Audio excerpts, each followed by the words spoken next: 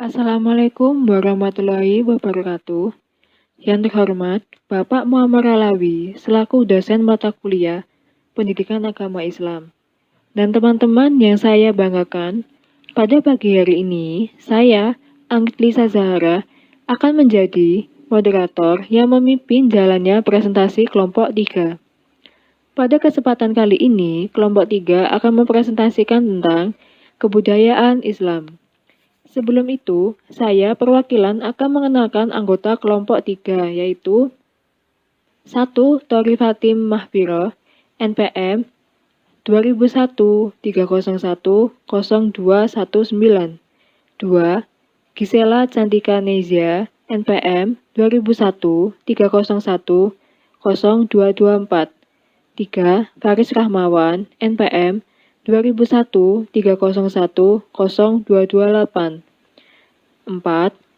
Muhammad Mufti Fahrul Rozi, NPM 2001-301-0236.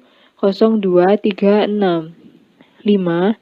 Farda Ferda, NPM 2001-301-0245. 6. Gardenia Tri, NPM 2001-301-0248. 7. Anggit Lisa Zahara, NPM 2001-301-0253. Sebelum menjelaskan materi, alangkah baiknya kita mengenal subbab materi kelompok 3, presentasi kelompok 3. Subbab materinya. Yang pertama, konsep kebudayaan. Kedua, sejarah intelektual. Ketiga, masjid sebagai pusat kebudayaan Islam. 4. Nilai-nilai Islam dalam budaya Indonesia. A. Konsep kebudayaan. Islam di samping ajaran utama sebagai syariah juga memotivasi umat Islam untuk mengembangkan kebudayaan Islam, yaitu yang mencerminkan nilai-nilai Islam. Kebudayaan Islam adalah hasil olah akal, budi, cipta rasa, karsa, dan karya manusia yang berlandaskan pada nilai-nilai tauhid dan syariah Islam yang telah terdeteksi oleh nilai-nilai kemanusiaan yang bersifat universal sehingga berkembang menjadi sebuah peradaban. Dengan kata lain, dapat kita pahami bahwa segala sesuatu yang merupakan produk budaya manusia dapat kita klasifikasikan ke dalam kebudayaan Islam, manakala produk budaya tersebut tidak bertentangan dengan nilai-nilai tauhid dan syariah Islam. Agama berfungsi membimbing manusia dalam mengembangkan akal budinya sehingga menghasilkan kebudayaan yang beradab atau peradaban Islam. Dalam slide ini saya akan menjelaskan tentang pengelompokan pendekatan dalam kebudayaan Islam menurut Musya Asy'ari. Menurut Musya Asy'ari, kebudayaan dapat dikelompokkan dalam 6 pendekatan, yaitu 1. Pendekatan historis. Kebudayaan merupakan sejumlah totalitas dari organisasi dan warisan sosial yang diterima sebagai sesuatu yang bermakna yang dipengaruhi oleh watak dan sejarah hidup suatu bangsa. Kedua, pendekatan normatif. Artinya, kebudayaan merupakan pandangan hidup dari sekumpulan ide-ide dan kebiasaan yang mereka pelajari. Mereka miliki kemudian diwariskan dari satu generasi ke generasi lain. Yang ketiga, pendekatan psikologi, yaitu kebudayaan merupakan semua kelangsungan dari proses belajar suatu masyarakat. Yang keempat, pendekatan struktural, yaitu kebudayaan merupakan pekerjaan dan kesatuan aktivitas sadar manusia yang berfungsi membentuk pola umum dan melangsungkan penemuan-penemuan baik yang material maupun yang non-material. Yang kelima, pendekatan genetik, yaitu kebudayaan merupakan produk alat-alat, benda-benda, ataupun ide dan simbol. Yang keenam, pendekatan deskriptif, yaitu menyatakan kebudayaan merupakan keseluruhan yang amat kompleks meliputi ilmu pengetahuan, kepercayaan, seni, hukum, moral, dan berbagai kemampuan serta kebiasaan yang diterima manusia sebagai anggota masyarakat. Olah pikir, seperti cerdas, kritis, kreatif, inovatif, ingin tahu, berpikir terbuka, produktif, berorientasi ipteks, dan reflektif. Olah hati, seperti beriman dan bertakwa, jujur, amanah, adil, bertanggung jawab, berempati, berani mengambil resiko, pantang menyerah, rela berkorban, dan berjiwa patriotik. Olah rasa, seperti ramah, saling menghargai, toleran, peduli, saling menolong, gotong royong, nasionalis, kosmopolit, mengutamakan kepentingan umum, bangga menggunakan bahasa dan produk Indonesia, dinamis, kerja keras, dan beretos kerja. Olahraga, seperti bersih dan sehat, disiplin, sportif, tangguh, andal, berdaya tahan, bersahabat, kooperatif, determinatif, kompetitif, ceria, dan karakteristik kebudayaan Islam. Karakteristik kebudayaan Islam ada 5. Yang pertama, menghormati akal, seperti yang terkandung di dalam surat Ali Imran ayat 190-191. Yang kedua, memotivasi untuk menuntut dan meningkatkan ilmu, seperti yang terkandung di dalam surat Al-Mujadalah ayat 11. Yang ketiga, menghindari taklid buta, seperti yang terkandung di dalam surat Al-Isra ayat 36. Yang keempat, tidak membuat pengerusakan, seperti yang terkandung di dalam surat Al-Qasas ayat 77.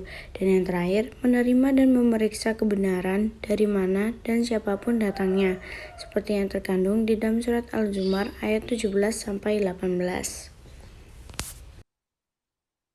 Materi selanjutnya yaitu sejarah intelektual Islam. Menurut Profesor Dr. Harun Nasution, periodisasi sejarah kebudayaan Islam dapat dikelompokkan menjadi 3 fase atau periode, yakni periode klasik, periode pertengahan, dan periode modern. Periode klasik yaitu periode yang dimulai dari tahun 650 sampai 1250 Masehi. Di periode ini banyak lahirnya para ulama Nadzab, juga para filosof muslim seperti Al-Kindi, Al-Farabi, Ibnu Sina, dan banyak lagi. Yang kedua, periode pertengahan, yaitu periode antara tahun 1250 sampai 1800 Masehi, merupakan fase kemunduran karena filsafat dijauhkan dari ulama Islam. Dan juga ada banyak lagi hal yang membuat periode pertengahan ini dijuluki fase kemunduran. Dan yang terakhir, periode modern, yaitu antara tahun 1800 hingga sekarang. Dulu banyak sekali yang menguasai ilmu dan filsafat, tetapi sekarang orang Islam tidak mau melanjutkan tradisi keilmuan yang diwariskan para ilmuwan besar di masa klasik, dan juga banyak ajaran yang menyimpang dari agama Islam yang sesungguhnya. Selanjutnya adalah masjid sebagai pusat kebudayaan. Masjid memiliki fungsi yang sangat luas. Selain sebagai tempat ibadah, pada zaman Nabi Muhammad, masjid juga berfungsi sebagai pusat peradaban. Namun, oleh pihak-pihak yang tidak bertanggung jawab atau pihak-pihak tertentu, masjid dijadikan sebagai alat untuk memperoleh dan mempertahankan kekuasaan. Pada zaman Nabi, untuk mensucikan jiwa kaum muslimin, ada 4 cara yang dilakukan pada saat di masjid. Yang pertama adalah mengajarkan membaca Al-Quran. Yang kedua untuk bermusyawarah. Yang ketiga untuk simbol persatuan umat Islam. Yang keempat adalah membina sikap dasar kaum muslimin. Saya Wardah Veda Verina, NPM 245. Di sini saya akan melanjutkan mengenai masjid sebagai pusat kebudayaan Islam. Kini mulai tumbuh kesadaran umat akan pentingnya peranan masjid untuk mencerdaskan dan mensejahterakan jamaahnya. Intelektual muslim yang sadar terhadap peningkatan kualitas umat Islam. Kondisi inilah yang mendorong terjadinya perluasan fungsi dan tugas masjid. Dalam syariat Islam, masjid memiliki 2 fungsi utama. Yang pertama, sebagai pusat ibadah ritual. Contohnya yaitu melaksanakan sholat 5 waktu berjamaah. Dan yang kedua, sebagai pusat ibadah sosial. Contohnya yaitu masjid memiliki kepedulian terhadap warga du'afa yang berusaha menyiapkan keperluan hariannya bagi warga yang membutuhkan. seperti halnya membagikan sembako. Dan yang terakhir, fungsi utama masjid, yaitu sebagai pusat pembinaan umat Islam. D. Nilai-nilai Islam dalam budaya Indonesia. Islam masuk ke Indonesia lengkap dengan budayanya, yaitu budaya Arab. Pada awal masuknya Islam ke Indonesia, sulit membedakan mana ajaran Islam dan mana budaya Arab. Dalam ajaran Islam, meniru budaya suatu kaum itu boleh-boleh saja, selama tidak bertentangan dengan nilai-nilai dasar Islam. Apalagi yang ditirunya adalah panutan suci Nabi Muhammad SAW. Namun yang tidak boleh adalah menganggap bahwa nilai-nilai budaya Arabnya dipandang sebagai ajaran Islam. Corak dan potongan baju yang dikenakan Rasulullah merupakan budaya yang ditampilkan oleh orang Arab. Yang menjadi ajarannya adalah menutup aurat, kesederhanaan, kebersihan, dan kenyamanan. Sedangkan bentuk dan mode pakaian yang dikenakan umat Islam boleh saja berbeda dengan yang dikenakan oleh Nabi Muhammad SAW. Menurut Wardi Manjojonegoro, sistem budaya itu ada dua macam, yaitu sistem budaya nasional atau supraetnik dan sistem budaya daerah atau etnik. Pertama, sistem budaya nasional atau supraetnik, yaitu sesuatu yang boleh dibilang relatif baru dan sedang berada dalam proses pembentukan. Kedua, sistem budaya daerah atau etnik, ditandai oleh pewarisan nilai-nilai melalui budaya tradisi dan telah berakar kuat dalam masyarakat yang bersangkutan. Kesimpulan yang bisa saya ambil adalah kebudayaan dalam Islam merupakan kebudayaan yang sangat mulia dan membuat kebahagiaan dunia maupun akhirat. Akan tetapi, karena perkembangan zaman dan aliran yang menyimpang, kebudayaan tersebut semakin lama semakin luntur.